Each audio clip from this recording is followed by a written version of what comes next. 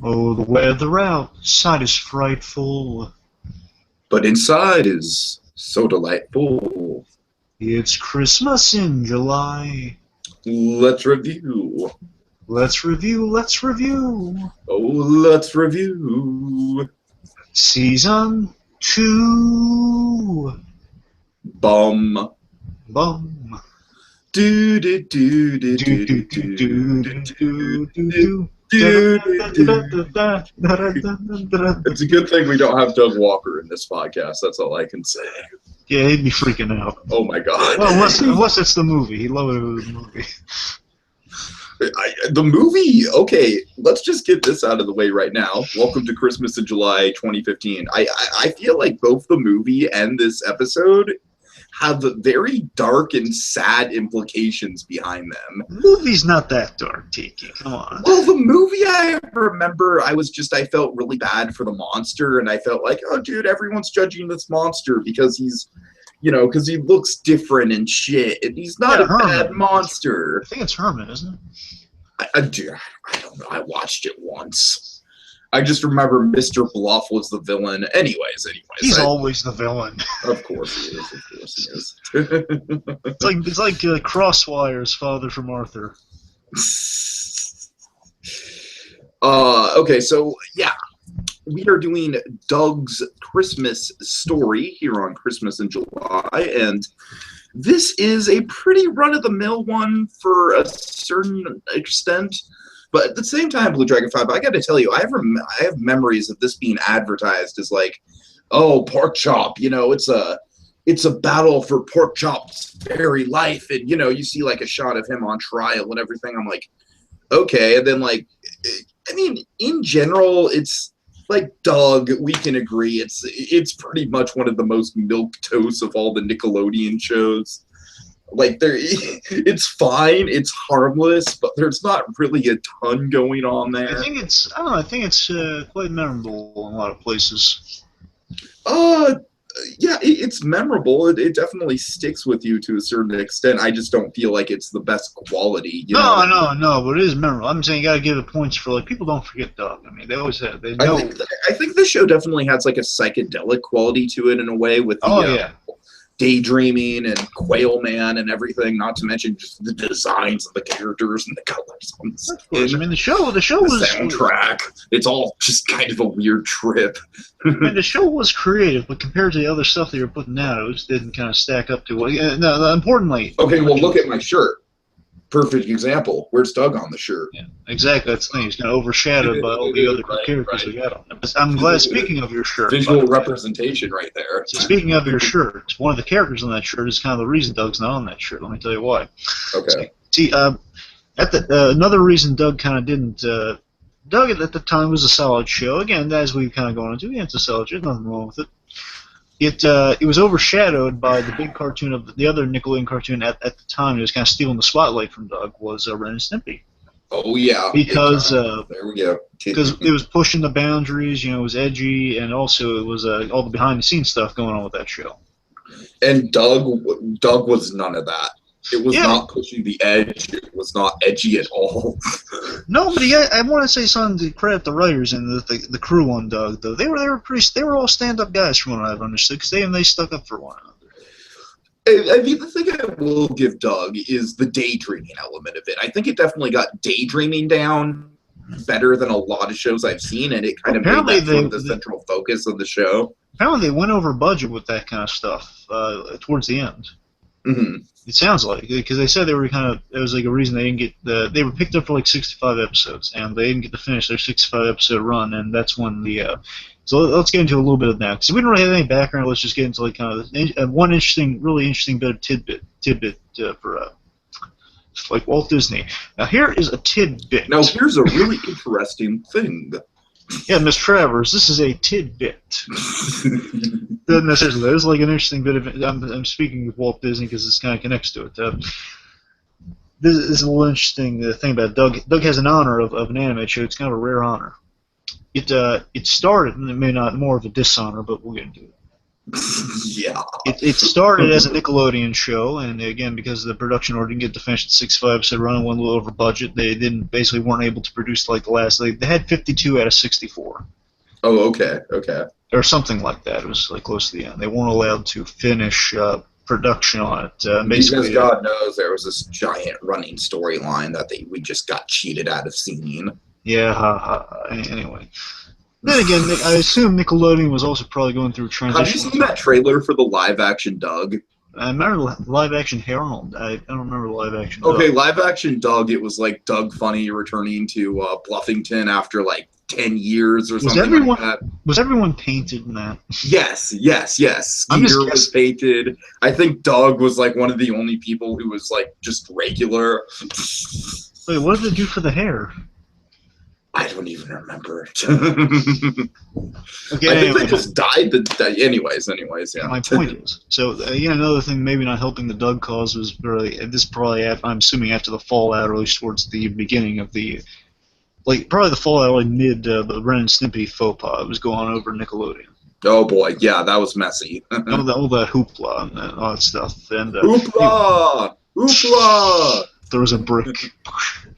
No, but seriously though, so because of all that stuff, it was in kind of a weird place of kind of it was like on like a teeter-totter of like continue, don't continue, don't continue. This is like like contractual thing was up at the moment. Pretty much they've been given offers by ABC or basically by other networks to basically snatch up some of Nickelodeon's gold they had there. And there was an opportunity for it. They swooped down ABC. They took Doug off Nickelodeon's hands. And unfortunately, one of the things with the show, again, I don't know per se if everyone was a stamp guy, but I know this really struck me as a noble thing they did.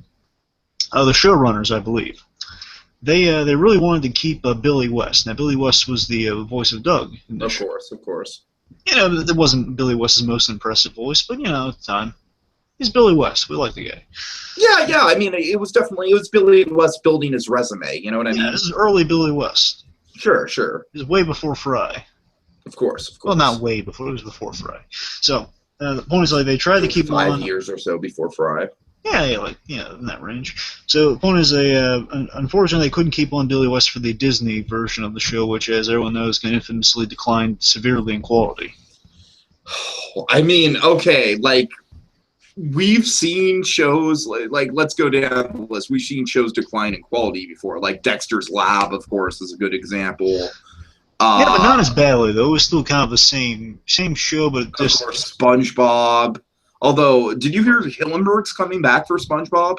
Get out of here. Are you serious? No, I'm dead serious. He's coming back as executive producer. Why on earth would he be coming back? I'm dead serious, dude. There's no saving it now. He's We'll see. That's for another time. Anyway, the movie was good. You still need to see the movie. It was good. I know. Believe me, when it's on demand, I'll watch it. Yeah. It was fun. I have to wait for it. Okay. Anyway, so right. So the thing with Billy West is, unfortunately, Billy West he was starting to build capital almost in his career. He was starting to become well known. Again, Ren and Stimpy. Of course, yeah. Ren and Stimpy was kind of like his big jumping off point. So he was getting popular and he was getting a little expensive, and Disney decided not to bring him in because I guess they figured, well, let's just get a sound alike. Which, of course, we know Disney's attitude with a lot of things. Aladdin. And let me tell you something. This guy sounded nothing like Billy West. Yeah, that's the thing. So again, I mean, if they were going to go through the effort to get a sound alike, it was bad. It was just like everything about that show. It was bizarre because they basically turned it into an entirely different show with an entirely different continuity. Did the reporter, did the kid that was on the school paper appear in every episode? Like, was he in the show or was he just in the movie? You're asking me about One Saturday Morning Doug? Do you think I have vivid memories of it? Fuck no. So unfortunately, yeah, that's kind of prime. If I'm not mistaken, Doug was probably part of the Saturday morning lineup on ABC. Okay, the one thing I remember about Doug on One Saturday Morning is Roger was apparently the rich kid now. Yeah, and they got in. What? Yeah, no, I'm bear in mind, now, folks, I serious about want that. purposes. I barely know anything about the Disney version of Doug. I just know it was like That is the one thing that absolutely sticks in my mind is that Roger was like this rich kid, and he had rich kid problems. So they tried to develop his character more, but it just kind of softened him, and yeah, not in a good way. yeah. I mean, it's okay. It's like fun seeing like cowardly Roger, and of course, like kind of the rare Tom and Jerry esque, like Roger and Doug on the same side. That kind of stuff is always fun in the Nickelodeon show, but just kind of. Again, so I'm more so familiar with the movie than the Disney direction afterwards. So again, you have to fill me in if I'm missing anything out on that one. Yeah, yeah. But well, yeah. I mean, like I said, it just kind of pissed me off even as a kid. I was just like, this is like some charade going around like masking themselves as Doug that isn't really Doug. I do. I knew right away there was like, this is something like there is something incredibly wrong with this. It's always a shame when a good show kind of limps on and basically is like begging to be put out of its misery. Family Guy. Simpsons. Seriously, someone pointed out. It was pointed out to me recently. Man, Family Guy really is just begging for a mercy kill at this point. I'm like, yeah, that's right. Someone literally used that analogy. That's pretty much what they're doing. Yeah. Because really, Family Guy. Because no, seriously, I'll extend this. Just kind of many animated shows. They're just kind of like they're kind of stuck in a loop, like Family Guy, especially Family Guy is right now. That they're caught in a loop of like. It's this weird Twilight Zone type thing of like now they had everything they've ever wanted. And now it's just like they can't escape the loop if we're going to do this over and over again. We can't do anything, even if we can't do anything wrong, essentially, to the point where like they want to just stop. They want to. They're just doing the worst things they can imagine so he can be killed or canceled, but they just won't because, I guess either setting for all, at this point it's not so much clout, but it's just like he has too much pull and they won't dare cancel the show because it got brought back from cancellation. It's like it's in a heck of its own making. Yeah. Which is it's so sad. It's almost sad. Weird.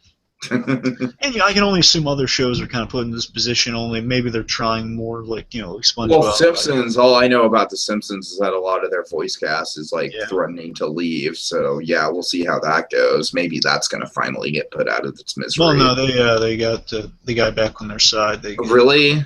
They got a renewed contract. Of course they did. Of course they did. I can't imagine that's going to last though. That's got to fall through at some point. It's ridiculous how long The Simpsons has lasted. Just absolutely like that show peaked in like season 9.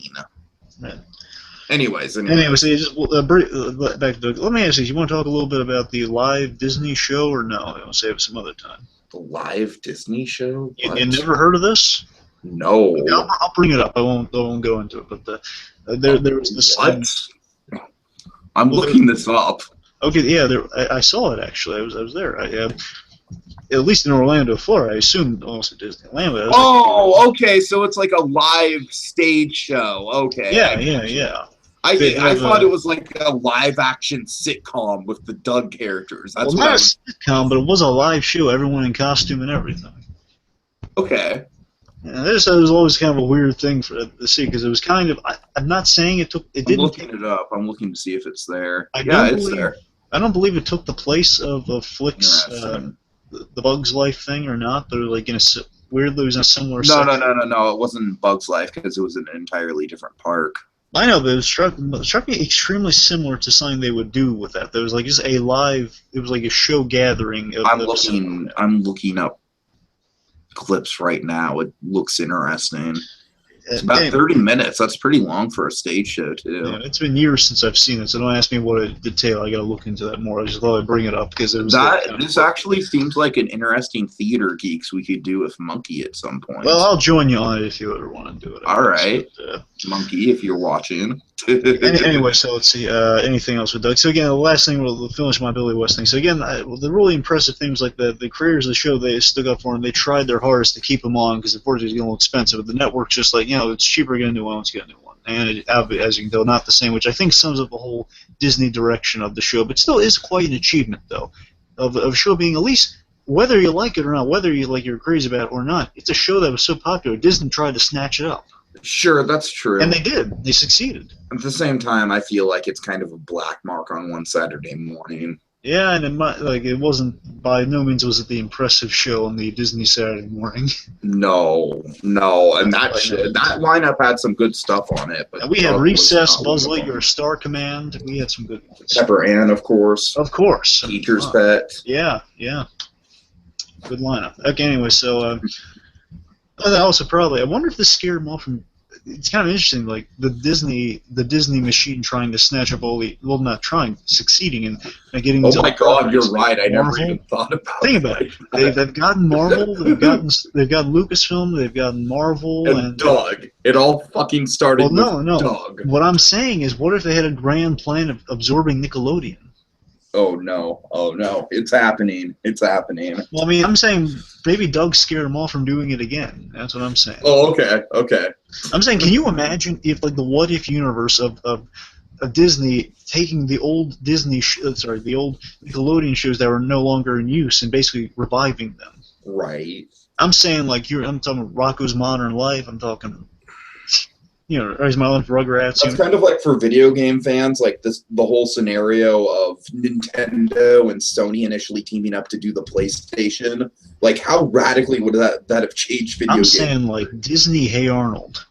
Oh my God. Or worse. No. I don't even want to think about Disney Hey Arnold. I'm going to give you, like, a terrifying thought here.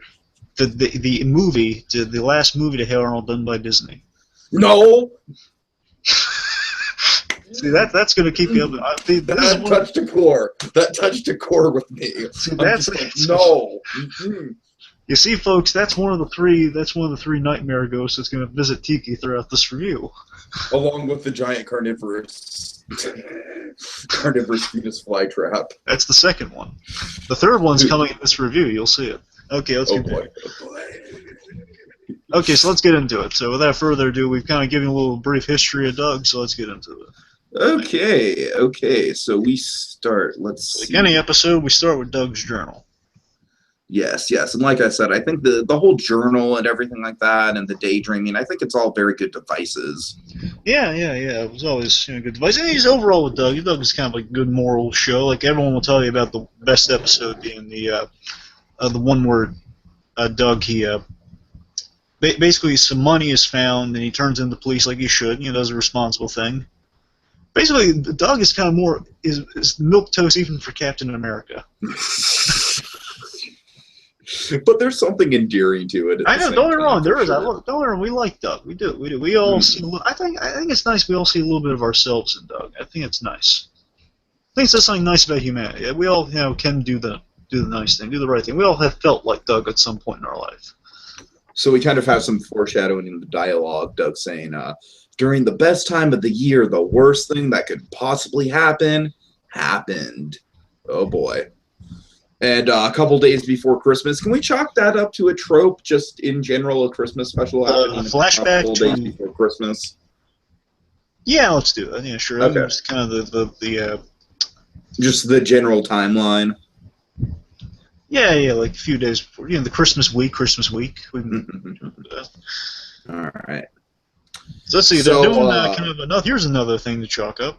Kind of a similar kind of ice-related Christmas opening. Yeah, I guess so. Yeah, like the Peanuts, and they're all ice skating and stuff. Just kind of this ice skating in general. I think it's not too much of a stretch. It's like kind of like a nice ring type opening. I mean, I can't really think of a lot others than the Peanuts.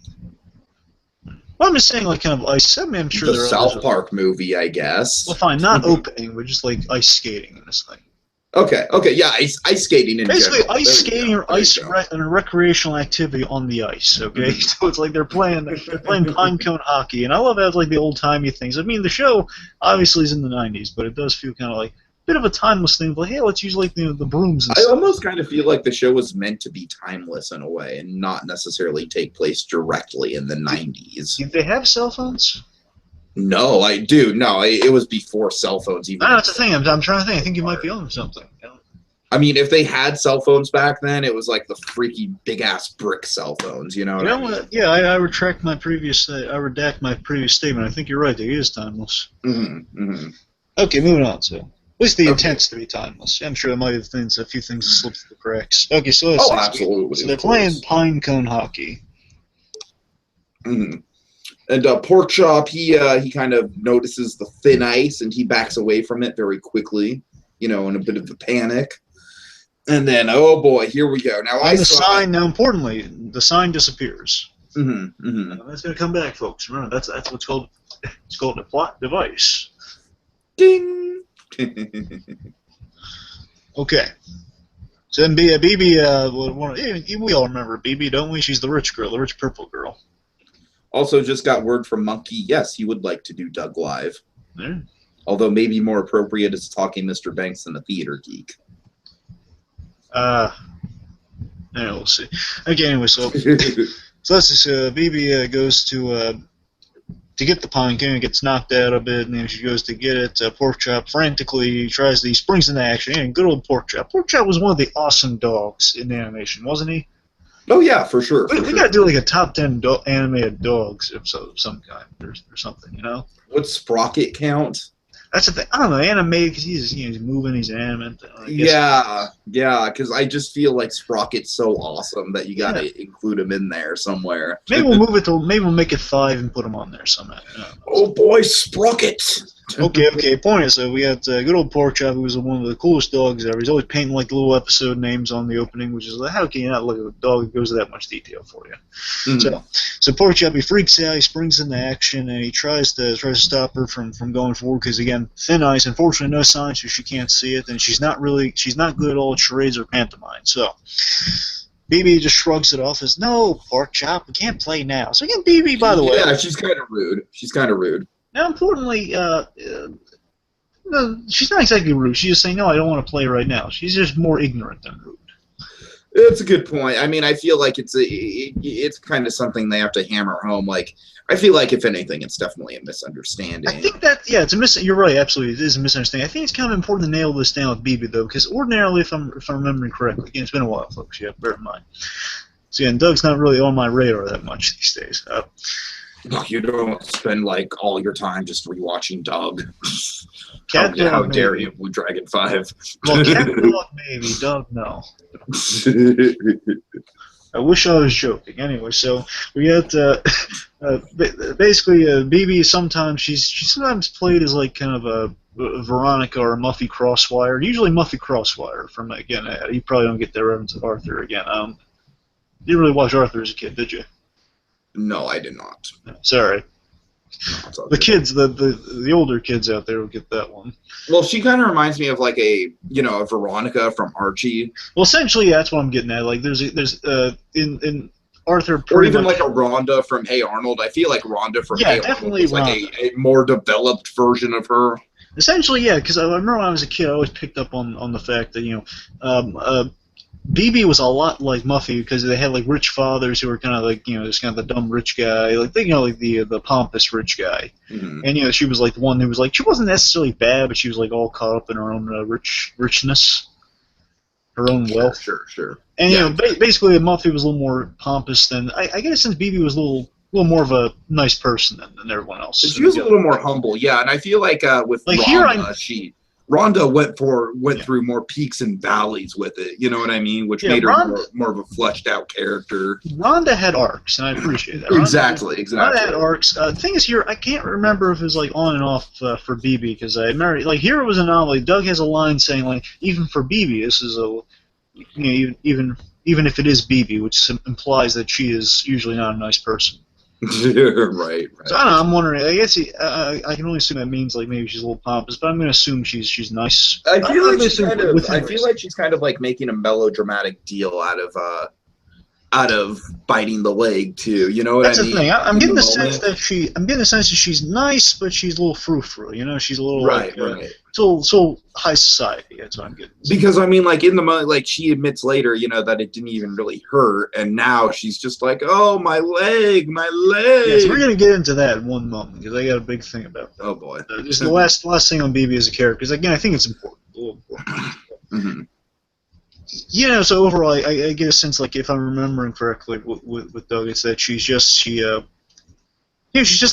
first one in the room to criticize. She's not exactly bad, but she's like the first one to get kind of petty. No, that's definitely true. Definitely. Ew, this is disgusting. Or who's throwing a party? Like she's kind of like a Lucy mixed with Rhonda almost. Right. Kind of like Lucy, Rhonda, and a lot. I know you don't get it, but a lot of Muffy crosswiring because again, the father connection with that one. Okay, so let's see. So Pork Chop springs the action to talk red. She just shrugs them off. Thinning ice is getting thinner, it's cracking. Now here's a problem. Here's the one of two big problems. One, look down. I know, right? Just look. Not only look down, but wouldn't you think that she'd like physically feel the ice cracking? Would you hear the ice cracking? I don't know. Right. It's seriously, just look down. How would you not see the cracking ice around you?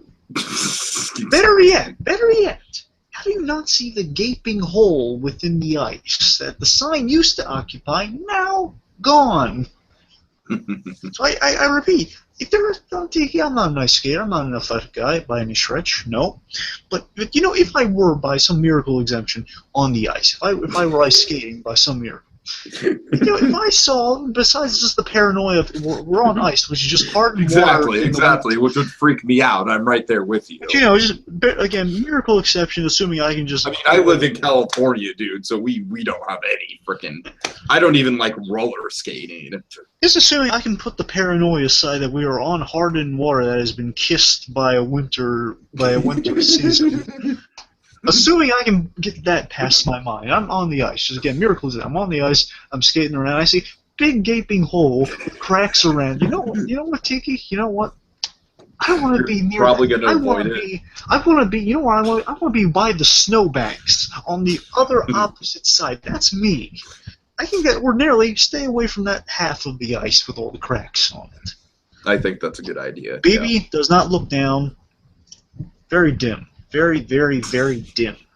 Okay, so anyway, ice is cracking around her. Again, she doesn't notice a darn thing. Pork Chop, Pork Chop, you know, bites down. Doesn't even really bite down. However, they have kind of a misleading sound effect.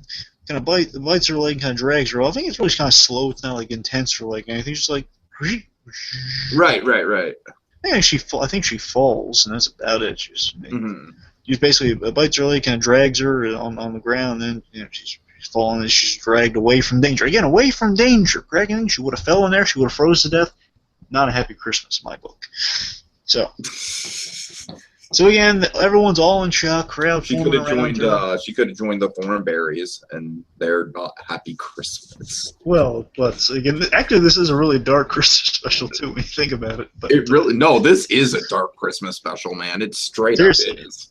This is like Miracle on 34th Street, the lethal version. Right. Seriously, it is. So basically, they're all in shock of, oh my god, what happened? And then basically, they're all in shock. Poor Chuck is bit her leg. And again, what do you think? This bit's a little hard to decipher. Like, so poor Chuck bites her. You hear you hear like a crunch. Do you hear like a bit of like a latch down of the dog biting her? I would have had to go back and watch it again to see. I don't know. Here's the thing. You hear a noise, and then she's saying, ow, ow. And I'm thinking, I don't know. Like, to me, it was more just like her, her just complaining about it. That's the thing. I don't know how much of it is actually when they put that sound effect there. It's hard for me to tell how much that's complaining. But I'm wondering, poor Joe, why do I have to bite down so hard? I mean, I don't think he's doing that. And so that's what leads me to think, though. Yeah, I hear you. I mean, I think it's just kind of meant to be ambiguous in a way. Yeah, it is. You're right. But we know that he didn't. Sure. However, still, there's a question though, because she's in the hospital later on. How much of that you think is faked or not? Like, it has to be a real thing to put her in a hospital like that. It's a good point. And she's got a cast and everything. That's the thing. I mean, how much of that can really be like it's a fake? I mean, on Hey Arnold, like Phoebe goes through a whole elaborate thing to get a fake cast on. Here, you have to assume it's a real thing. I mean, there's a chance it could be her father insisting a cast be put on, but then again, we don't see that, so we don't know. Yeah, I feel like if that was the case, it would have been included in the episode. Yeah, I like this episode. We got a lot of gripes like that in this, so just buckle up. We'll make it quick. All right, okay. So now let's see. So they all think Pork Chop has attacked BB, and then here's a big kicker. Here's our kicker. Here's our Doug cut to cold open, end of cold open kicker. Bad dog, Pork Chop, and I'm like, all the kids and myself are going, oh no. Yeah. I'm like, okay. And by the way, Chalky, he's just being a dick because he's just like, oh, I saw the whole thing. Yeah, I forgot that kid's name. Chalky, yeah. It's like Chucky. If you saw the whole thing, then clearly you would see that pork chop was in the right and that he's just saved her life. Yeah, he's just one of those. He's like, you know who he's like? He's a freaking instigator. No. I thought who was like, in this scene. Who he's like? He's like the wallet guy from Back to the Future too. Right. He's just like that. He's like that really stuck-up guy who's that self-important attitude. Who's just going. I think he took his wallet, and he says it the second time to like everyone around, saying, "I think he took his wallet." Just he has to say that, you know. I'm sorry, I'm getting off track. Anyway, so again. Or pork chop. Again, really cool. It's a cool idea for us, the audience, to see what happens unfold. And then right. The misunderstanding. It's kind of an interesting way to go about it for a cold open. And then we get the theme song. Yeah. Pork chop painting, again, being the good dog that he is, painting the episode's title underneath Doug's name. We get some nice little view of decorations and snowmen and stuff like that. You know, to the holiday spirit. So let's go. Let's chalk this up here. That not that chalk. We're gonna chalk this up. That neighborhood. The neighborhood's all decked out and decorated, which of course kind of fits one of our tropes. And we got decorated neighborhood, and looks like snow coated. Also, you got some good snow. Yeah, no, I do feel like in the background of this very bleak and depressing episode, there is some good Christmas atmosphere going on. Yeah, and also I'm pretty sure, I could be wrong here. I believe the most decorated house next to Doug's house is Bud Dinkman's house. Yeah, the Dinkmans. Yeah. The things, which again, I love the Dinkmans. Such a great idea. You know, me being a gadget fan, I always love Bud Dinkman. He's a cool gadget. Of course. Plus, I had neighbors like you always have like your grandparents' neighborhood. They have fun neighbors like distinct neighbors, which again Doug had it in spades. He did. Especially with Dink. I feel like Nickelodeon in general had distinct neighbors. Yeah, I think probably the best show one of the best shows with like quirky neighbors, Rocko's Modern Life. Oh, absolutely, no question about it. One of the best neighbor-related shows. Like, really distinct. I mean, but even going back to like the Simpletons from from Rocket Power. Oh yeah. Well, then again, Rocko beat him on that one, but you're right about Simpletons. So. Yeah. We got big heads though, in place of Simpletons. Okay. So what do we got going on here? So neighborhood again, all decked out. So Doug's chewing pork chop out. Pork chop, he's trying to mine the situation, but Doug, he's not really getting it. No one in this thing is good at pantomime. Seriously, guys, no one ever played charades. It's worse than Courage the Cowardly Dog. No one can do charades. That's pretty much what Pork Chop's doing too. Yeah, he's doing kind of a pork. And it's worse with Courage because he can actually shapeshift into the things. Right. No one. Okay, sorry, I'm getting off track. Continue. Okay, so Judy. Yeah, so Judy pulls up. Here's another trope. Only 2 more shopping hours left until Mom gets home. Last minute Christmas shopping. There you go.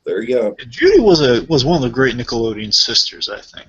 Oh, definitely. Yeah, she's kind of like among the ranks of Debbie. You know, she was good. I'd say she was kind of like the proto Debbie in a way. Yeah. Well, yeah. Like I feel like Debbie is more like she's kind of like the Debbie in terms of like how BB was kind of like the Rhonda of her day. It's interesting that, with Doug, and look at Doug and Wild Thornberrys for a moment, it's like, Wild Thornberrys, pretty much, with Debbie is kind of the tell sign that it's in the 90s, with Rad. Exactly, right. And interesting enough, I'm so glad you brought this point up earlier, with the Judy, she's kind of a 60s beatnik. And with that, you don't really know what time is, because, the kids are like saying, man, what's her problem? It's like, she's from the 60s, just get used to it. Just go with it.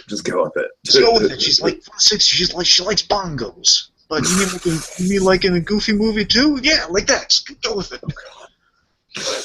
Did they have that in an extremely Goofy movie? They have bongos. Yeah, and hippies and beatniks.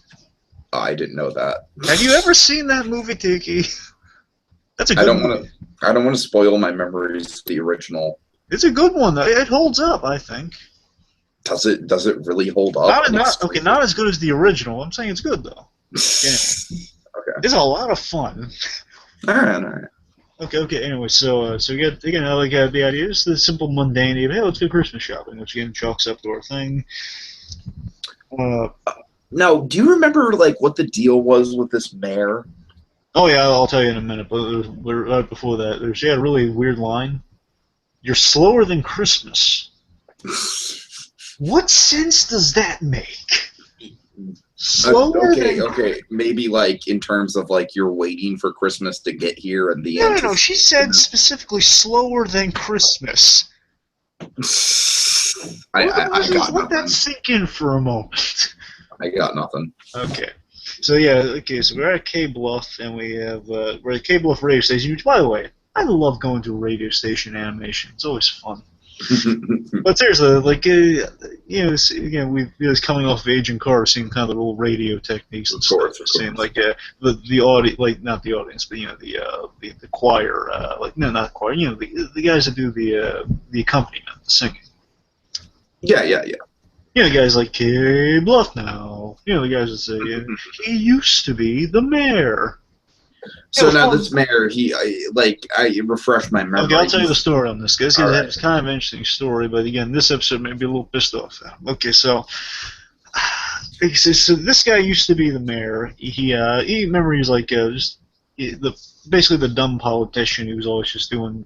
Was he the mayor in the course of the series? He was the mayor in the course of the series, and there was actually a good progression that Dinkman's wife. Now that's important. I mentioned this in the episode in case you didn't get it, Tiki. So.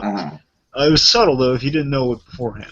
I had no idea that Doug actually had any sort of running continuity to it. It wasn't a lot to it. There's only two things, really. Just this one, and in the Disney show, we got a new character. He had a baby sister, and oh God. Yeah, that's in the Disney shows. No one cares about that. Meanwhile, okay, so here the idea was... It's like the Elseworld version of Doug. So after a few episodes, you tell that the mayor is kind of an underhanded politician. He's the dumb, placating politician. Which I feel like was another kind of trope of '90s characters. Yeah, so he essentially. I remember this one guy, Rancid Rabbit. Yeah, well, Rancid Rabbit he was like the Sidney Fields of Cat Dog. He would have every occupation everywhere. Yeah, and so did Red Guy. Oh, of course, Red Guy. Yeah, Red Guy. Yeah, you're right. Sorry. Anyway, so. There was this one episode where like the mayor is like he's doing this thing where he's like polluting or dumping or something like that, and basically Doug's mom's an activist of some kind, like she's a community activist of some kind, and she stands up for things. Pretty much like they call out the mayor for his BS, saying like, that's an interesting question, and I think we should stew on that question before we actually do it. Basically just avoiding the question at all costs, that kind of mayor. Mm-hmm. And he always says, and you, young person. He never calls Doug by his name. He always says young person. Never calls any teen by their name. But the point is, this guy is just a lousy mayor. He stinks at his job. And he because of that, Dinkman's wife became mayor. She ran against him, nice. And that's why they make a big deal out of her out of town this episode. I remember that. So in this episode, they mentioned she's out of town, and it's coming back to me. It's beyond me though why this guy's acting mayor. I get the sense that they say that he is, that he calls himself acting mayor. I get a sense that she didn't okay this. I'm getting a strong sense that she's smarter. Because remember, that's the best thing about Miss Dinkman. She's the smartest character in the show. Mm-hmm. Oh yeah, sure.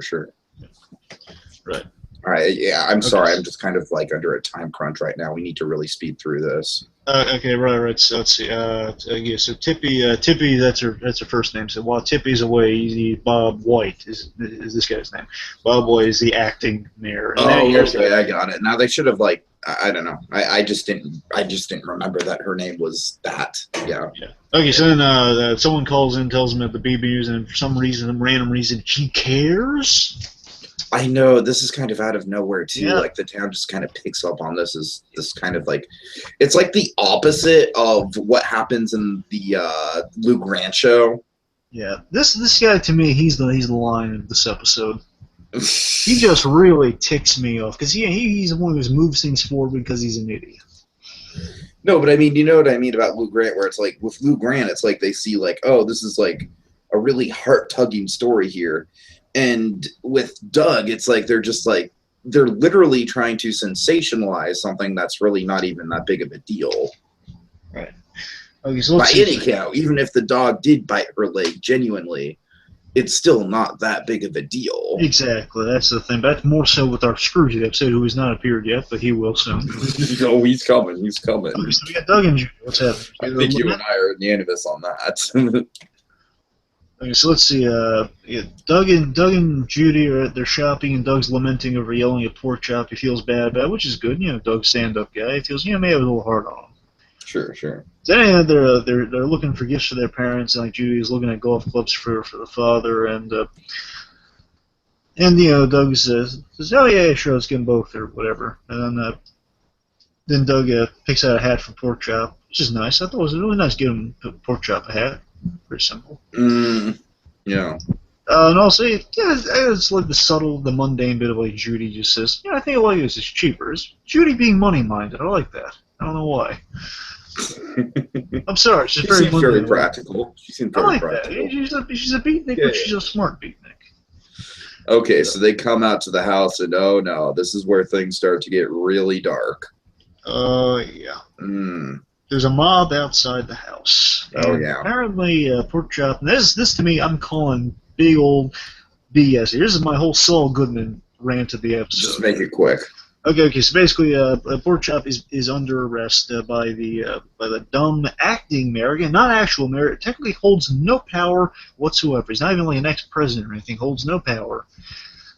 This is completely illegal in my book. I'm calling like toilet paper legal order on this one.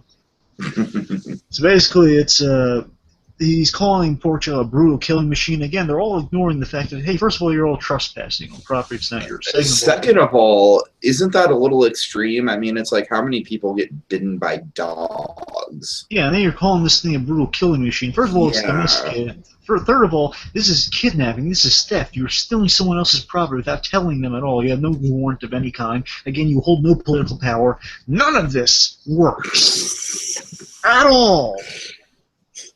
But it does give us the very dark image of Pork Chop in a muzzle and handcuffs, which I must say kind of traumatized me as a kid. Make it look like Hannibal Lecter, for crying out loud. I mean, if anything, this episode kind of goes to show like how judgmental society can be of people who, have been convicted of crimes that they haven't actually committed. Oh yeah. It's a nice little commentary there. Yeah, you gotta remember, it's kind of like a whole kind of a species bias in this episode. There's a lot of speciesism. There really is. They hate the dogs. Yeah, I mean, they treat them like second-class citizens. You feel Family Guy addressed this issue. This one really addresses it. It's like To Kill a Mockingbird with dogs. Literally, that's pretty much what this is. Yeah. It's To Kill a Mockingbird with dogs. Okay, so let's see. So we got they're at the funny house, literally. Ha ha ha. No, seriously. They're at the house. Can they do anything to stop this? And Phil Funny, he's the optimist. Which Phil Funny's the dad. I'm sorry, just dad.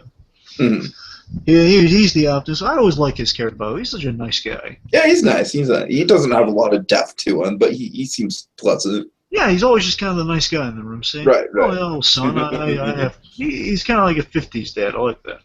Exactly. He's an optimist saying, well, many people be lenient on him. It's peace on earth and all that stuff. Things will turn out well.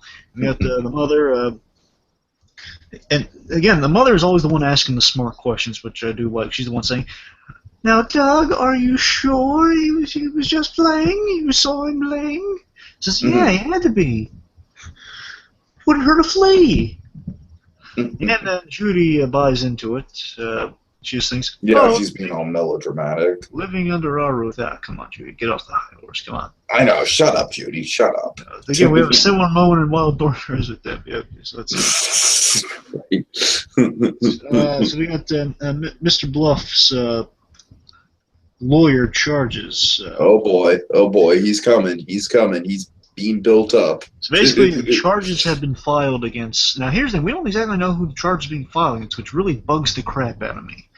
Because I'm under the impression Pork Chop is being sued. Not even sued; he's being put on trial That is exactly what's going on. There's I mean, no two ways about it. Then again, I think the funny is get the letter telling him that he's being put on trial, which still is regardless. It's makes no fucking sense at you're all. You're holding a trial for a dog bite. And they even acknowledge like, oh, he can't speak for himself. Well, it's like, hello, McFly. What the fuck do you think a trial is? Yes. Oh, okay, so let's see. So then.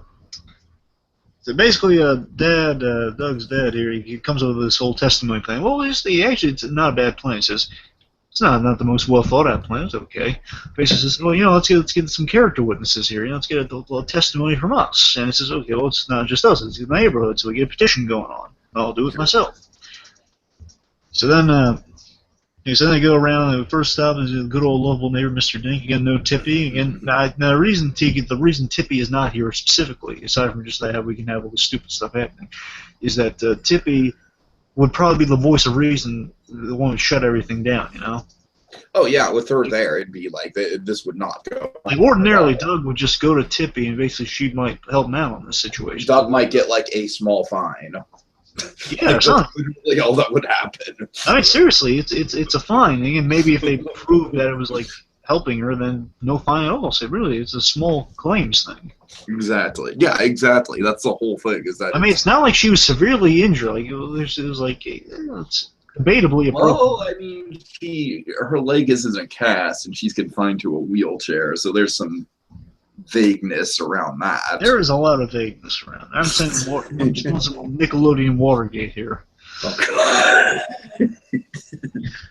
Okay, so let's see. So the point is, Mr. Dink. Any political subject of the '90s, folks.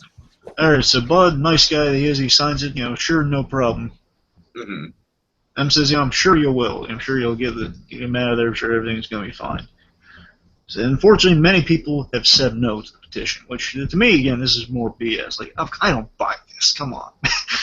And their excuse is that they don't want to get themselves wrapped up in the publicity, essentially. It's not just that. It's worse than that. One, first of all, Doug literally pleads to a man saying, you're going to put my dog to sleep. So literally, it is said within the episode, the dark, dangerous stakes of this episode, I'm going to put my dog to sleep. This is like by far the highest stakes of any Doug episode, I think. Yes, this is threatening to kill one of your lovable, cuddly animal characters. This is basically threatening to kill Bambi's mom. Bambi's mom? Yes! God. Anyway, so then the wife reminds him, and the wife just ruins everything by saying, "Oh, that's the dog that bit the girl." Says, "Oh, well, can't get involved in that." But please. And then people just don't want to be bothered. Really, the problem is people don't be bothered around the holidays with this. I think that's kind of like a commentary. That is a commentary, and it's a horrifying notion. It is, but this is a dark special, and I know. I'm just going for. I'm upset with the situation on that one. I'm just saying that is not right. I mean, so what if it was a person? This is going to happen for us. I don't want to get involved in the holidays. Well, my brother's on trial here. He's going to get killed. I'm just saying, it was a human. Like I'm saying, was the equivalent to dog? Yeah, maybe. The pork chop be kind of brother-ish, maybe. Exactly. Yeah. Okay. Let's see. So,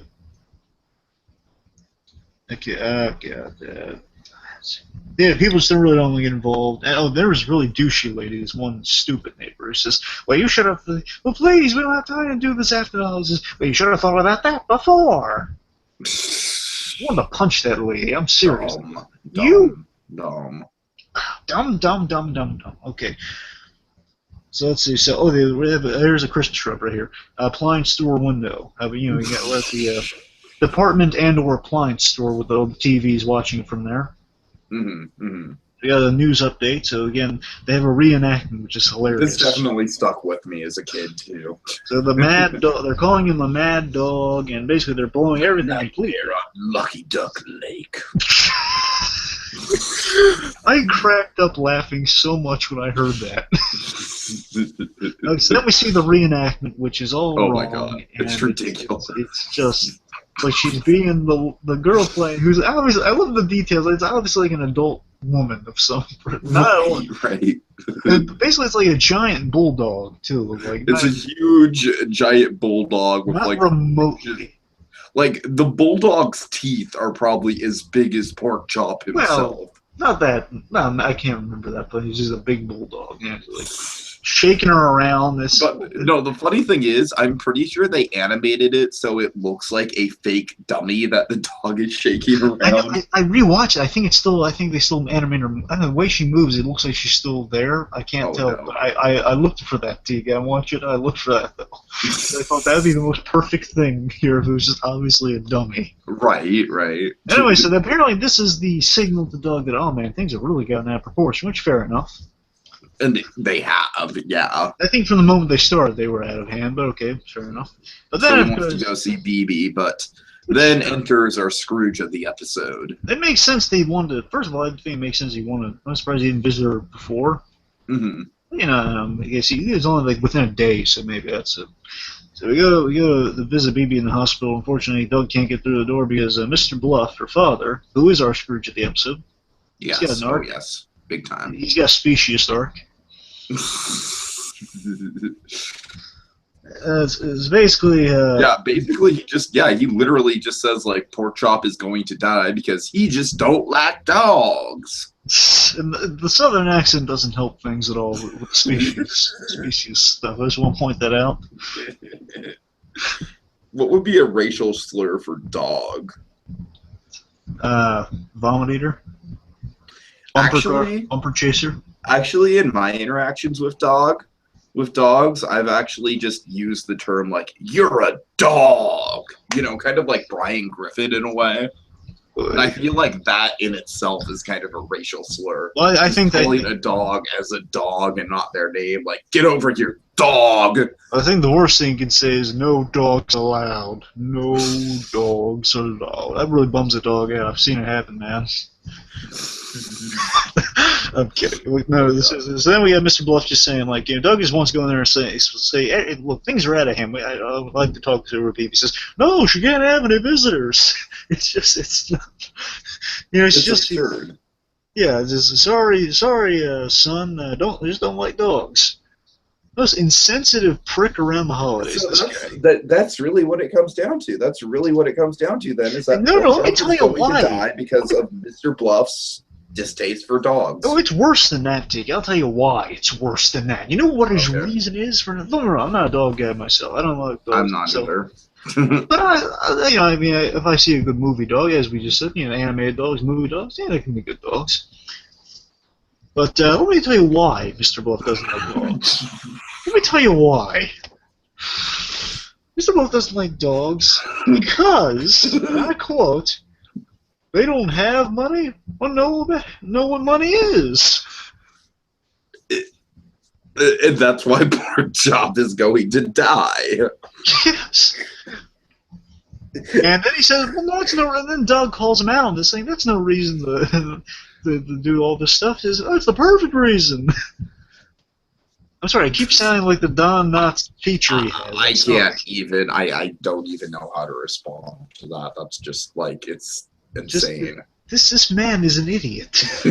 How he acquired his wealth is beyond me. This is like the parody. Like this is the parody's parody of Donald Trump. Oh, God. He is kind of a parody of Donald Trump. He's like he's the parody's parody of Donald Trump. So he's like the SNL parody's parody. And then Doug's just trying to drop like the sympathy card. I'm saying, well, look, he's my friend. He says, well, it's about time you got yourself a new friend. So again, that's pretty much him saying, well, he's going to die. Again, that's him literally saying, well, not in so many words, saying, well, your dog's going to die. Good luck. And he's going to die because I don't like dogs, because they don't know how to handle money. Yeah. If we ever needed Saul Goodman, now would be the time. If we ever needed Jimmy McGill, now would be the time. Seriously, we need some Jimmy McGill here, you know? All right, so now we get into one of the show's strongest elements. This was a big event, Tiki. To my knowledge, this is the major crossover.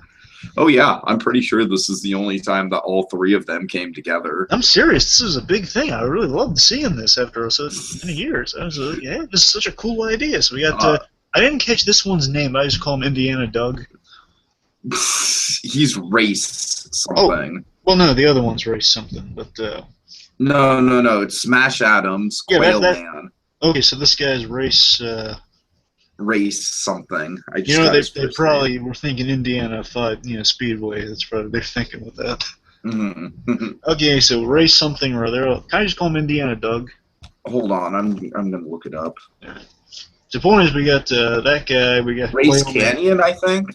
Okay. I guess it kind of counts. Okay, so we got Race Canyon, Quail Man. Of course, we all love Quail Man. And Smash Adams. Smash Adams are Yeah, James it's Bond. Race Canyon. It's Race Canyon. Okay, so we got those three guys meeting each other. Awesome crossover to help Doug find his problem. Mission Impossible style. He turns around saying, "We got to get Porkchop back. Basically, we're gonna help Porkchop. I need you, gentlemen. I'm glad you're all assembled here today because I need your help." It's Mission Impossible style. They're planning out an escape. So yeah. Yeah, it's really fun. So then, first of all, they plan the breakout. So one Quail Man throws out, okay, here's what we do. We fly in. I can't fly. Okay. So then, so let's say one of them has knocking out the guards and stuff. I think that's Race Canyon. Am I right? I'm pretty sure. Yeah. So Race Canyon says, we go on there and knock a few guys out, and pretty much Doug's in that other words saying, well, no violence, which I like that about Doug. I'm not a violent guy, and one, I can't do that stuff too. I'm not a violent guy. I like the logic too of that he can't do that stuff. Like he's applying real logic to this kind of stuff. I love that. Again, it makes sense. Doug being just the regular Doug in the head, just explain the logic. Guys, I can't do that stuff. You gotta help me find up a solution here. Not impossible things I can only dream of. Exactly. So then we got our last one here. We got the Smash Adams who comes up with the gadgets idea, which I'm all behind that one. Says, well, Oh, I'm sure you are. why don't we use some gadgets? Then we got these Sleech, what was it, like Sleech twins or something twins? I think they're sounds right. I just called them the twins for this purpose. It's been a while. Yeah, I looked it up. I think it's Sleech twins, but the twins. Okay. I think they're, what are they, the purple twins? What was it, like? Purple with green hair, I think. Do they build the robot for Roger? Or does Roger buy the robot? I don't know. Okay, I think they build the robot. Anyway, it doesn't matter. So, one of the cool things around the characterization of the twins is that their father owns a bakery, and they kind of try to downplay that because they want to be taken seriously as scientists or something or other. Right, yeah. It's and I love it, and we do see that in the episode, the fact that all their gadgets are built into baked goods. Which I thought was hilarious. Right. And then, of course, they say, and I love this. This is a clever gag. And again, just picking up the whole, Doug's not a violent guy. He says, okay, use this and it'll hurt. Basically, they're saying, okay, use these things. Well, you don't want to hurt anyone. They knock off, pretty much all the baked goods are lethal weapons, apparently. Lethal gadgets. And then, basically, the last thing they have is a smoke bomb cupcake, which, again, I love that idea so much. Cupcake Boy! Yes! Yes! Oh my god, Get that would Cupcake Boy in on this. Well, I can think of another thing he might use that cupcake for, but anyway. How about a medical marijuana smoke bomb cupcake? Well, that's what I'm saying. He used to mellow out the room before he did anything. Right. Yeah, it'd be literally like a bomb of marijuana smoke. Yeah, it'd be a THC withholding cupcake. So. Oh my god. Okay, so basically they go to the pound to kind of visit Porkchop. I'm not sure if the plan was to break him out or not, but at least to visit him. I'm not sure. I don't know. They brought a smoke bomb, so I'm assuming they want to break him out. I think to a certain extent, yeah. I think they're kind of just playing it by ear and seeing where it goes. But morally, I mean, the idea here is, I guess, the subtext of the system is so screwed up. This dog is. I've got to take off my hat because it's giving me a headache. I'm sorry. So basically, I think the symbolism of this dog is dead 8 ways to Sunday. So the legal system is not working with us here, so we got to break him out of here. So anyway, they try to get in there and says, no cupcakes. Well, wait, and there's literally a sign that says no cupcakes in big bold letters. Who doesn't allow cupcakes? Come on. Well, it is, to be fair, the cupcakes specifically I don't get, but just the dogs in there, they might freak out over food. That's true. But still, why specify cupcakes, though? That's what I don't get. That to me is kind of funny. Anyway, so Skeeter's with him. I mean, that's obviously the guy, but. Also, so by the way, just to mention, Skeeter's in the episode, and he's going with Doug. He's kind of very lightly in the episode, yeah. Good old Skeeter, and then Skeeter does the sick prisoner routine. Only he's not the sick visitor. As he's freaking out on the floor, then Doug goes to visit Pork Chop. Goes to Okay, this is horrifying. Yeah, this is so funny yet really dark on some of those. One, it's so dark. He goes in there and he basically all the dogs like with their paws they point to where Pork Chop is. Like they say, "Hey, do you guys see?" Does he ask if they've seen Pork Chop, or is he just looking for Pork Chop? This is the kind of scene that gives kids nightmares and scarring memories. I gotta say. So the point is, this is such a cartoony yet dark thing here. Just basically he's looking for Pork Chop, and they're all pointing to, "Oh, he's over there." there's the very bad dog's room, and this to me, yes. this is nightmare fuel. This one bit. There's a dog smoking. Right. That is creepy. So I take it you don't like the dogs playing poker picture? No. That's not. Here's the thing. Let me explain the difference. So this is a dog smoking a cigarette. It's not a dog smoking a cigar. Dog smoking cigars. No, that makes all the difference. Sometimes it can be. I gotta say that dogs playing poker picture does creep me out too. I mean, it's not like I like the parodies of like the Star Wars characters playing poker, but not exactly the dogs. I mean, it's. Yeah. No, I'm saying the dogs playing poker. Like something about that painting just always freaked me out, but I don't know what it is. It's kind of. It's kind of silly, but not as funny as I like it to be. Okay, anyway, so the dogs point him to. Then he goes in there with the very very criminally charged dogs. Now they point to the very very bad dog. Oh yeah. Oh god. And then, oh my god, just seeing Pork Chop is locked in this cage in the center of the room, and oh. So then the alarm rings for Pork Chop. You know, he's in a really bad state right now. He's not doing good, kids. Yeah, like I said, man, this definitely like. Probably out of anything on Doug, like out of the whole show, this probably stuck with me the most.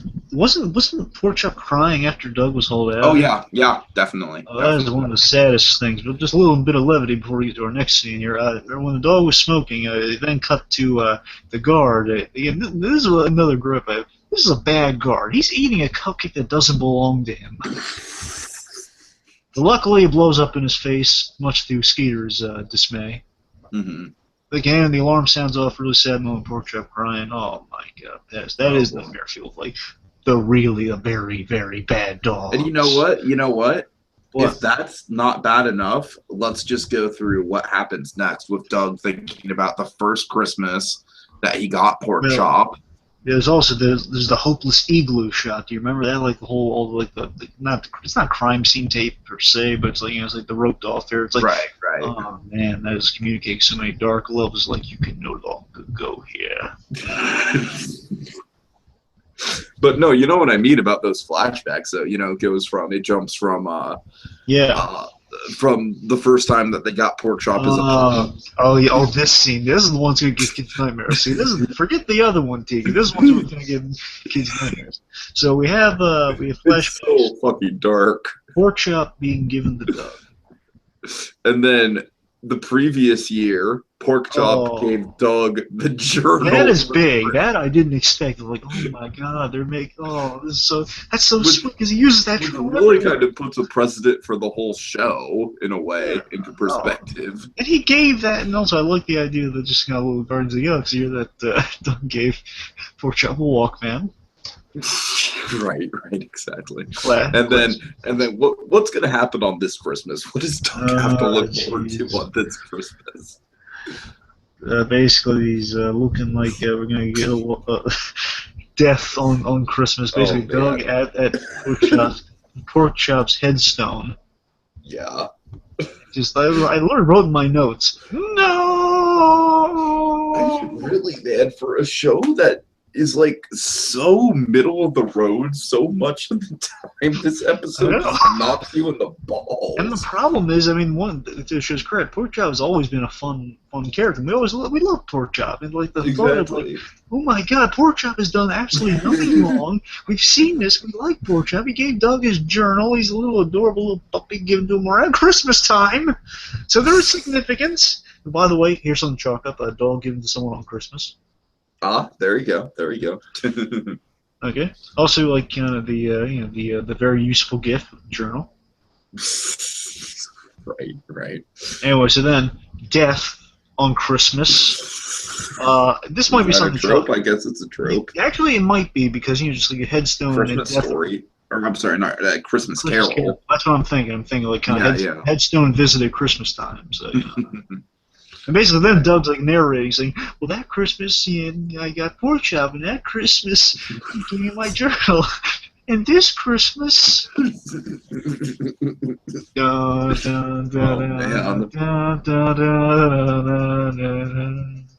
Poor Doug. Just seriously, poor Doug, man. That's more so poor pork chop, but seriously, poor Doug. So then we're at the court case. So again, we need Jimmy McGill more than ever, folks, but no, we're at the court case. So we got Judge Dave. Judge Dave, getting the sense maybe not the most discerning judge. No, but, not exactly. Yeah, we're going to put that aside for a moment, though, because then we got, actually, let's not put that aside, because the guy's probably corrupt. So we got Dave talking to Mr. Bluff here, something he shouldn't be doing, in my opinion. Yeah. Talking to Bluff about missing the office Christmas party. So let me get this straight, Bluff. Let me just try to fathom this, if I may. You most likely not even sued, you filed charges, legal charges, by the way, which I can only assume is an expensive case. I can only assume. Man of means, probably not much of a dent in your wallet, but still, an unnecessary dent. If I were rich, I wouldn't want that. You're blowing all this cash, most likely, to file charges against most likely a dog and or against a family. You really don't know. Why put it against the family? Specifically because of his prejudice against dogs, because dogs don't understand the concept of money. Yes! And because of that... He's doing this all just to prove a fucking dick point. And because... Thank you for saying that, Dave, because... Here's the kicker. Here's the cherry on freaking top of the smoke bomb muffin. Smoke bomb cupcake, sorry. Here's the kicker. You, sir, who have gone through all these extraneous lengths to prosecute this dog, this, according to you, second-class citizen who's not even worth the time, you, in doing so, are now complaining that you are stuck at this hearing that you yourself have caused, and are asking the judge, a legal judge, which, by the way, I'm no lawyer, I'm not Jimmy McGill, after all. You could get in serious trouble for it if this judge took it the wrong way, or if someone caught you doing this. Exactly. Just complaining to the judge like this. Just asking, is this going to take too long? I want to get to the office Christmas party. You want to get to the office, and you're doing all of this around Christmas time. Christmas! Scroogey, you. And then the judge tells him, here's the sprinkles on the cupcake. The judge tells him, don't worry, I'll be out of here in no time. Out of here! Here's already preconceived judgment or feel to how things are. Essentially, yeah. You, sir, are not a good judge. And you, sir, on the other side of this imaginary point, are a bad man. You're a very bad man. Yeah. You're a very stupid, bad man. All right, so pork you chop belong in that very, very bad dog cell, that little cramped bad dog cell. That's where Mr. Bluff deserves to be. I'm sorry, go ahead. So pork chop gets marched in like Hannibal frickin' Lecter, and like all the audience is just like, oh. And then we have, oh boy, where do we go from this? Now, folks, the wheels have come off the magical train here. The Thomas the Tank Engine is now without wheels. Oh, man. So. And also very large. Well, yeah. Or really tiny, but not really large. Yeah. So, then we bring in the dog psychologist, who is, I don't know if I can say this. I've never thought I'd had to say this in a review ever. In a discussion ever. There is a dog psychologist brought in to criminally profile dog. Right. Let me repeat that for prosperity's sake. There is a dog psychologist brought in to criminally profile a dog on legal charges. Oh, man. Merry freaking Christmas. Just Merry freaking Christmas. So the dog psychologist notes that Pork Chop. By the way, I'm also into some criminal psychology myself. I've done some studies. Apparently, Pork Chop has killer tendencies. Yeah, apparently. I'm not going to go into the slew of reasons why this would never work. So Pork Chop. You enlighten me. I'm not going to go into the various reasons this would never work. Because if you were actually psychologically profile a dog, there are many ways you could just prove it. This guy's a quack. He's a dog quack. So the point is, so basically Pork Chop is signaling to Doug, hey, let's go to the lake. Let's go to the lake. And then the judge, who is the judge of it? They drop the bomb. According to Doug's monologue, he says, then they drop the big bomb on us. And the bomb is a BB bomb. So BB rolls herself into the courtroom, looking all helpless. Wheels are suffering in the courtroom. And then we flash back to the fantasy with the heroes. And let's see. Race thinks they should plead guilty. Quail Man disagrees. I love that one of them is saying, well, I didn't know they bit her. I didn't know he bit her that hard. Like they're kind of starting to doubt themselves. Okay, let's go into backup plan. Okay, so our client is guilty. So this is basically the non-Saul Goodman and Associates legal team. I want to emphasize. So basically, no, he bit her that hard. Okay, well, we're screwed. Okay, let's think of an exit plan. Yeah, let's think of an exit strategy right now. So yeah, let's plead guilty and then testify. Let's plead guilty and we'll testify. Mm-hmm. They're all in conflict, they're all arguing with each other, and then Doug says, enough, wait a minute! I guess I'm going to have to do this myself. So, and then BB's on the stand. I'm sorry, do you want to take us through any of this? Yeah, let's see. So BB's on the stand, and what really sticks out with BB is that she's really not very affected by any of it, and you get a sense right away.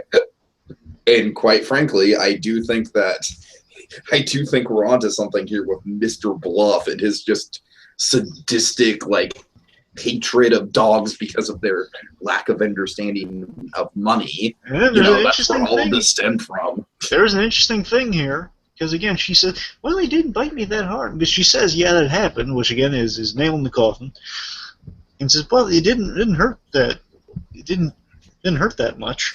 Which I must say, at the moment, she was really exaggerating the pain then. To be fair, if I'm going to factor in some stuff here, probably is one, the surprise of the fall. I'm not going to say she went in the shock, but again, more so surprise. And if there was any minor pain, then that's about it. But there's still overreaction on her part, and that crunch sound is really not helping.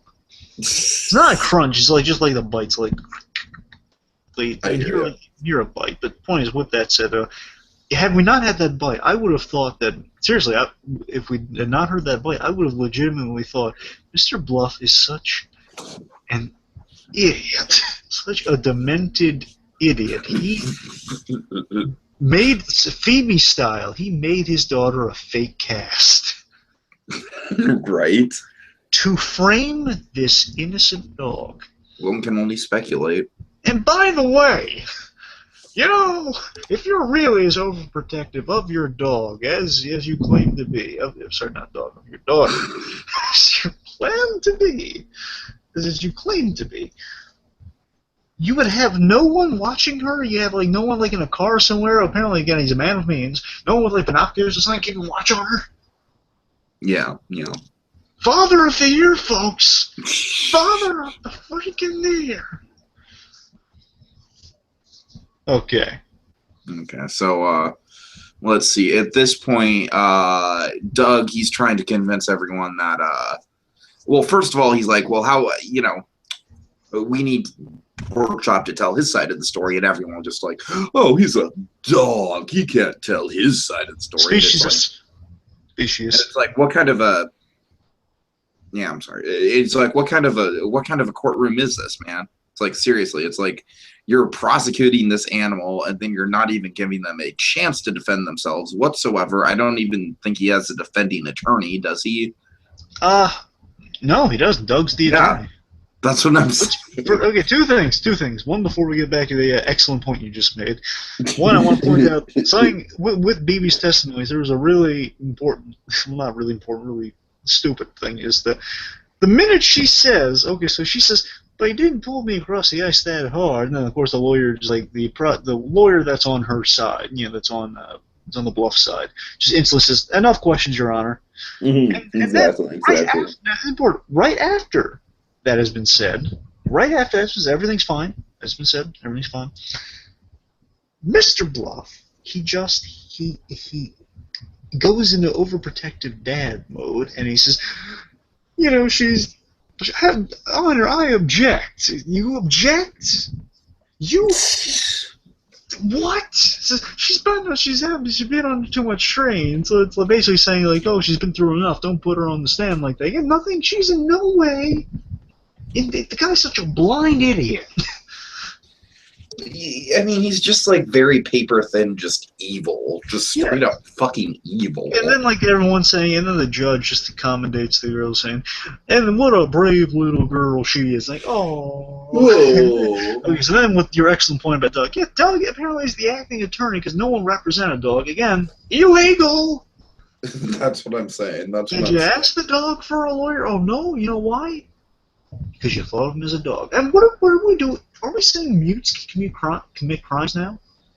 Yes, that's what we're saying. Yeah, essentially, we're saying, in real life, that's what the society is degraded to. Essentially, you can just take this to, instead of dogs, it'd be mutes. So if a mute committed a crime, he would be denied all his legal rights. Essentially, that's what we're saying here. Anyone who cannot communicate verbally doesn't have any legal rights. That is essentially the premise of this episode. Yeah, pretty much. Also, one could maybe say the deaf. The deaf are in a similar vein. So where do we draw the line, huh? Do we draw the line at the blind? Well, then Daredevil's going to be robbing some banks. Okay, sorry. All right, we need to wrap this up. Yeah, I'm sorry. This episode's making me very peeved. I don't know why. Okay. So let's see. So then you're right. So Doug legitimately has a good speech. I love this about Doug. Doug just he's standing up for the right thing here, and he convinces the judge. Well, and then the Doug gets into a whole slew of like basically making Porkchop's case here, saying, well, look, Porkchop's a member of our community, whether you treat him as a human or not. He's like fan. He's like part of my family, like BB is to you. I says, you're comparing to a dog. It's a whole different thing. He says, well, he's part of our community. We have to show him how we care. Like, he's been. I like the idea of people trusting their kids to a dog to babysit their kids. Again, here's another big old looming pothole. Let's not get into it too much. Let's just acknowledge it and move on. Sure, just big old plot hole that Porkchop has helped each of these people, like rebuilding. Again, really, I love this. I love Doug's description of how he helped him out in such intricate detail that all these people just instantly threw him under the bus, like horrible people. They didn't care at all. Apparently, he knew all these people really well, including the judge. But no one had a second thought about just throwing him under the bus. This is really. They were like this close to just fucking murdering him. This is a horrifying Christmas special. The more I think about it. Okay, anyway, so basically, like, he was a babysitter to a kid. There's a really nice thing. He was like rebuilding a burnt down neighbor's burnt down house, and he even brought cookies. He brought cookies. He lent someone $20. He fixed someone's transmission, and he taught. This is important. This last one's important, Tiki. This last one is very important. He taught the judge, I repeat, the judge's daughter how to walk again. Oh my God. That is sad. In the episode, he taught the judge's daughter how to walk again. I assume and the judge was just going to be like, well, fuck you, you're a dog, you can't defend yourself. I think it's like apparently she had an accident or something, so it's like physical therapy, so let's not overblow it too much out of proportion, but still, help her walk again! And then he said, okay, let's give him a chance. And then, no, before that, though, the judge says, well, I helped a little. No! All right. Okay, take us through the end. Take us through the end. Go on. So we see the thin ice sign really nicely laid out, and then I like how literally the only role that Patty plays throughout the whole episode is pointing out the pine cone that they used as a puck. But also she said, "Oh, baby, what happened?" That's about it. Good job. You know, not Patty Mayonnaise's best episode, but we still like her. All right, so Pork Chop, he's trying to run after BB again, but the guards are restraining him, and then Mr. Bluff, he's just like... I'm sorry, it's the last rant, I promise. This is the last one. This is the last important one. Last one. Seriously, this is the very important. Just okay, so let me get this straight. Everyone's out in the ice, okay? They're all out in the ice, but it's kind of an unsafe idea where it's something bad. I know where you're going with this. And let me get this straight. BB is on the ice, one, in a cast, two, with a crutch. You mean to tell me she is okay? So she's on the ice. First of all, the wrong spot entirely. It's very easy to tell which spot she fell down because there's a big gaping hole there. Where she fell around in. But again, no one looks down, so no one else. We'll shove that one under the rug. But still, a girl on the ice who has had a history of falling and being dragged around by a dog. So she's on the ice, and apparently Mr. Protective Father here, Mr. Bluff, no one just says, "Oh, you just stay on the side there, point out where it happened. Let's go there." No, she walks around and stupidly walks around like to the similar spot where she was before. Pork Chop's freaking out. They always write it off as, No, they basically write it off as like, "Oh, he's at it again, motherfucker." Yeah, not cool like in Toy Story. No, it's not like in the cool like he's at it again. It's not funny at all. It's like, oh my god, this girl's gonna die because these people are morons. Okay, I'm sorry. Go ahead. Take us to the rest of that. I think it's the last rant I got. Go on.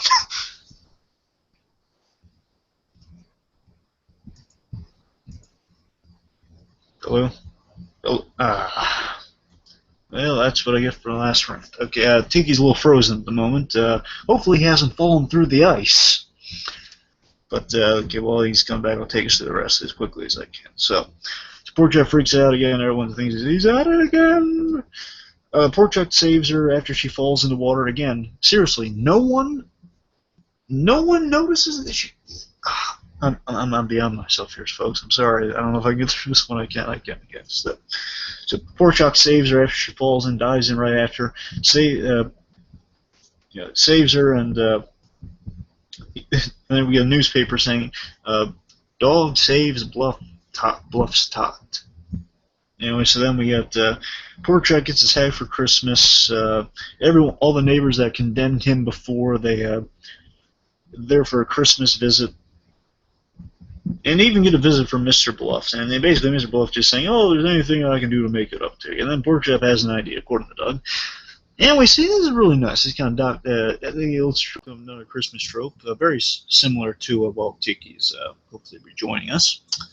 Another Christmas trope here of How the Grinch Stole Christmas, like basically mentioning a nice big old dinner. For all the dogs of the pounds. They've all been kind of let out temporarily while the mayor, again, the former mayor, why he's in this position of power, no idea. So apparently he has the authority to find new homes for these dogs, at least try to, which he'll probably fail miserably at. We have like a really nice dinner, and they basically lay it out like the Grinch. Like everyone, even Mr. Bluff himself, gave a toast to all the dogs, saying, Merry Christmas. Even Mr. Bluff gave a toast. And we see a really nice image of the Funny family, of the Doug Funny family, and then Pork Chop in a Santa suit. Looks really adorable, looks really nice. And then they all sing Deck the Halls at the end. I believe the dogs also have a good chorus in there. And we get like a Christmas card of our Doug characters. So I'm going to try to get wrapped up till the end here. Hopefully Tiki will join us. If not, I'll stall for as long as I can. I'm worried this thing might run out. So I'll keep going. Okay, let's see. So overall, we got a lot of great little Christmas strips. This does, despite my ranting and raving, because there are a lot of deep plot holes in this. With the kind of the grand Christmas tropes we have here, it's kind of it feels like a classic Christmas situation, kind of like a Walton's type Christmas situation. It's like a lot of trouble around Christmas time. There's kind of a trope. We have snow around there. It feels like a Christmas setting. Gifts. The Christmas shopping. All the classic tropes there. Classic variables within the Christmas formula. We have a family member in peril, around the holidays. Yeah, we have. I guess we have kind of like a holiday blow up. So basically, a family at odds with each other. But more so, it is more so in the route of like a Miracle on 34th Street type situation. Like everyone's against this one guy around Christmas time, and everyone's just trying their best to help him out in this time of need. So it's a lot like that. We got some Grinch references at the end there with the whole like just all the dogs gathered around the dinner table, like it's grand, like with Doug narrating over it, similar to some of the Karloff or Anthony Hopkins. And in the end, it's like, oh, we got some nice Christmas singing, and is the moral of the episode is, sometimes Doug had good morals in it. Let's not sell that short, despite the fact this is really the logic in this is horrible. The logic in this is terrible. It is good special, just terrible logic. The emotional stuff, the emotional highs and lows, fantastic. The overall moral is the kids everyone should try to do the right thing. You should try to do the right thing. You want to stay vigilant. You want to stay observant to avoid bad situations like this. But you got to stick by your guns. You got to stick by the right thing, no matter what. But you also got to be observant. That's the big thing of the episode. Be observant. Listen to pay attention to all sides here, so you know what's going on, so you can stop bad things from happening. I might be butchering that a little bit. That's essentially what it's going with. So. So with that said, again, overall, as a Christmas special, I was a little harsh on it because, again, there are a lot of rant-worthy things in this episode. There really are, with like how bad the logic is. But overall, it's okay. It's okay. But again, the emotional moments, like with all the pork chop stuff, it's just because it's so dark. I guess that's why I forgot rewatching this, but more so talking about this. It's really darker than I imagined because when I was watching this and taking notes on it. It's a decent special. It's got some good emotional moments. And it's a story about saving a dog for Christmas. Saving someone you care about, which is a thing we can all get to. And there's something really charming about that, and really kind of nice and heavy hitting about that. Not as much as Lou Grant, but heavy hitting nonetheless. And impressive they can get away with that on a kids show. Really impressive it is. Let's see. So I'm going to give Tiki a few more minutes here to join us. Otherwise, I might have to wrap up, and we're just going to be waiting for him to say goodbye with us. So, sorry. So overall, decent special. You never see kind of a dog literally being put on death row around Christmas time and have it be compelling. Like it is here, and it is. It kind of fits the July mold we got going here, like unconventional Christmases. We're just kind of the premise of Christmas in July in itself. What we're doing here is just kind of finding those formula-like elements. Those elements that feed really well into it. But I'm not going to